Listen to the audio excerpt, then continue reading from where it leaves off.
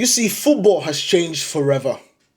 For over a century, football has told the same story. The same touchlines, the same voices, and the same faces until now. Because history doesn't knock politely.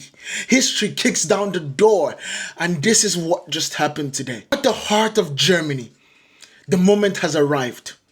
You get me? This is not just another managerial appointment. This is a shift in sports DNA. The name is Marie-Louise Eta. I hope I did not butcher the name. I hope I got it right, because we are going to be talking about her for generations and generations to come. She has become the first female head coach in Bundesliga history. Let that sink in. The first female head coach in Bundesliga history. She is not a coach for the Bundesliga women's team. She is a coach for the Bundesliga men's team in FC Union Berlin. This is a club built on identity, resilience, and defiance. Union Berlin has just made the boldest statement of them all. You understand? Hiring the first female manager, head coach, let me say that. Let me give the right title, head coach. But the question is, who is Marie-Louise Eta? You understand? Who is she? Because that's what we want to find out. But here's the part that you need to know. You need to understand before we go deeper into this situation. This didn't just happen by accident. She is not there for a headline. She is not a headline move. This is well earned. Before this appointment, Marie-Louise Eta built her reputation the hard way. Walking through the coaching systems, developing players, understanding the game from the inside out.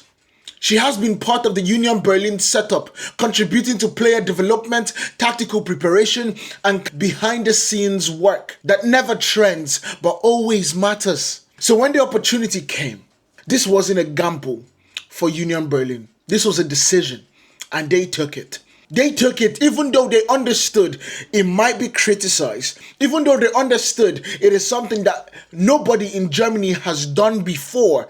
They took the decision because they know who they have in Marie-Louise Eta. And I'm saying the full name because I need you guys to remember it. Remember the name, Marie-Louise Eta, because this is not a novelty appointment. Let's get one thing clear immediately by that.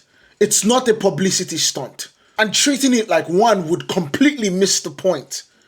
Marie-Louise Eta is not here to represent anything. She's here to coach. She's here to win, and she's here to lead. The moment you frame this, you understand? The moment you frame this, whoever is talking about this story, you reduce the work that she has put in.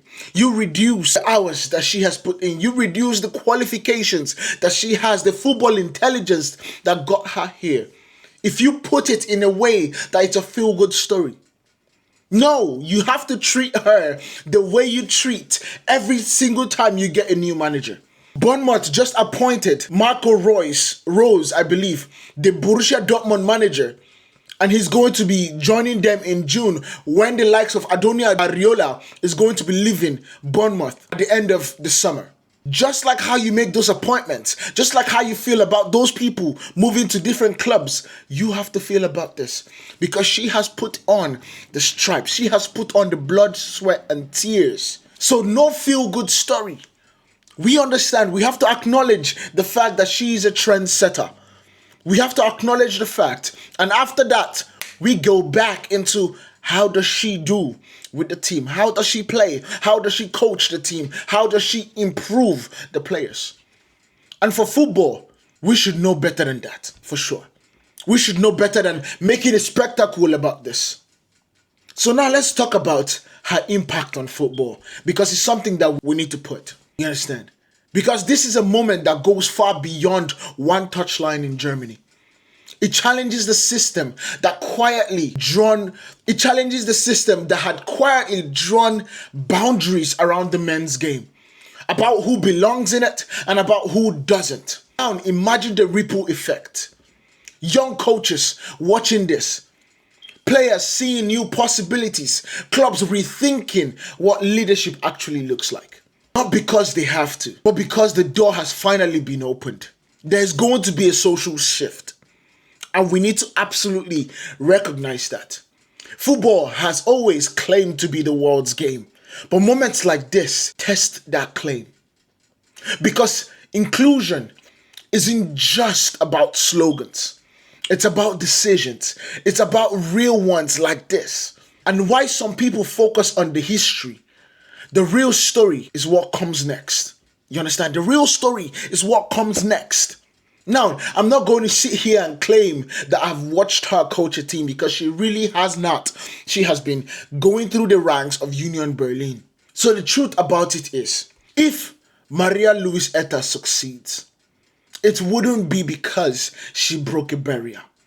It would be because she was good enough to stand there in the first place. And just maybe the future of football won't need moments like this anymore, because it'll already be normal. It will already be a normal situation. So one thing I will say before I let this go, and you guys can go in and celebrate this, Marie-Louise Eta is going to be...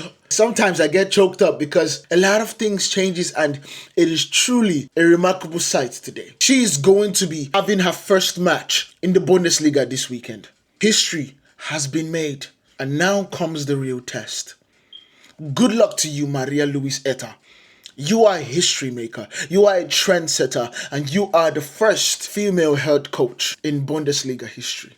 And for that, I appreciate you. And for that, good luck as you go on to be the first person to succeed where many have tried and the boundaries kept them out. But let me know what you guys think about this down in the comments. Marie-Louise Eta, remember the name. First head coach, first female head coach in Bundesliga history. I'll see you guys in the next one. Peace.